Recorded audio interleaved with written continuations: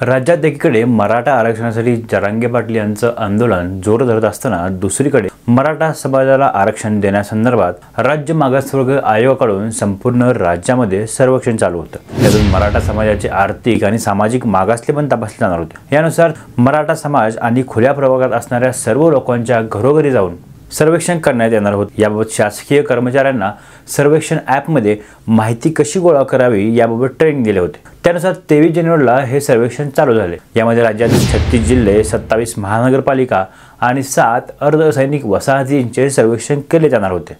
परंतु पहिल्याच दिवशी तांत्रिक अडचणीमुळे या ॲपचा सर्व्हर डाऊन झाला आणि पहिल्याच दिवशी सर्वेक्षण करताना कर्मचाऱ्यांना अडचणी आल्या। या ॲपमध्ये मराठा आरक्षणाशी निगडीत 147 प्रश्नांची प्रश्नावली आहे। त्यानुसार मॉडेल ए मध्ये कुटुंबाची मूलभूत माहिती, नाव, पत्ता, आपली जात कोणती असे प्रश्न आहेत। तर मॉडेल बी मध्ये आपला व्यवसाय काय, कुटुंब एकत्र की विभक्त, आपण काय करता याबाबतचे प्रश्न आहेत। मॉडेल सी मध्ये आपल्या आर्थिक स्थितीबाबत प्रश्न आहेत।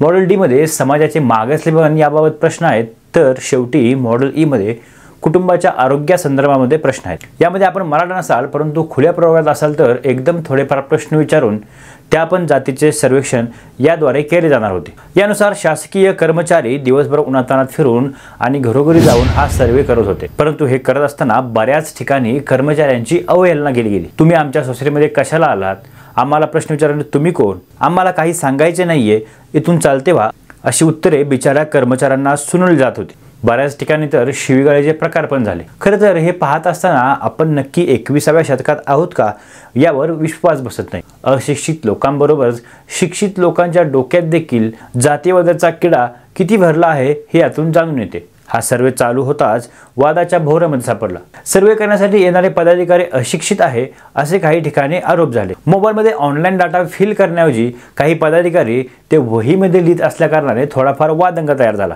हे सर्व चालू असतानाच अनेक मराठी कलाकारांच्या वादग्रस्त पोस्ट आणि व्हिडिओनी हा वाद अजूनच उफाळून आला। सर्वप्रथम अभिनेत्री केतकी चितळे यांनी सर्वे करण्यासाठी आलेल्या महिलेचा व्हिडिओ बनवत वादग्रस्त असं वक्तव्य केलं।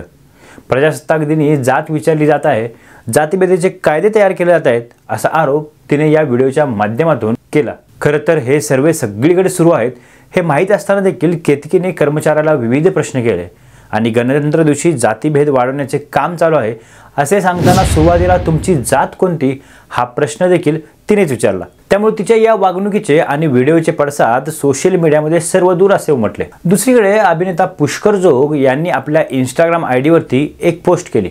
महिला कर्मचाऱ्याने जात विचारल्याने तो संतापला आणि त्यांनी पोस्ट केली ज्यामध्ये लिहिलं होतं की काल बीएमसीच्या कर्मचारी माझ्या घरी आल्या, आम्ही सर्वे करतोय म्हणून माझी जात विचारत होत्या, ते जर बाई माणूस नसते तर 2 लाथा नक्कीच मारल्या असत्या। कृपया मला प्रश्न करू नका, नाहीतर जोग बोलणार नाही तर डायरेक्ट कानाखाली मारणार असे पुष्कर जोगने या पोस्टमध्ये लिहिले होते। नंतर अभिनेता किरण माने यावर प्रचंड भडकला। त्याने याला उत्तर देत असताना सांगितले की आमच्या मनोरंजन क्षेत्रात हल्ली उन्माद चढलाय, आमची सत्ता आहे हा पोकळ माज आलाय। अरे भावा, ते सरकारने दिलेल्या आदेशामुळे तुझ्या घरी आलेत, साधे कर्मचारी आहेत ते, त्यांना हौस नाही तुझे उंबरटे जिजवायची। तुला लाता घालायच्या आहेत का? लय राग आलाय का जात विचारल्याचा?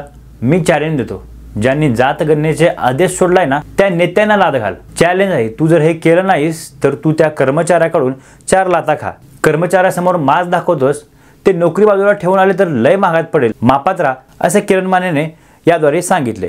यानंतर प्रचंड टीका झाल्यानंतर पुष्कर जोगने आपली पोस्ट डिलीट केली।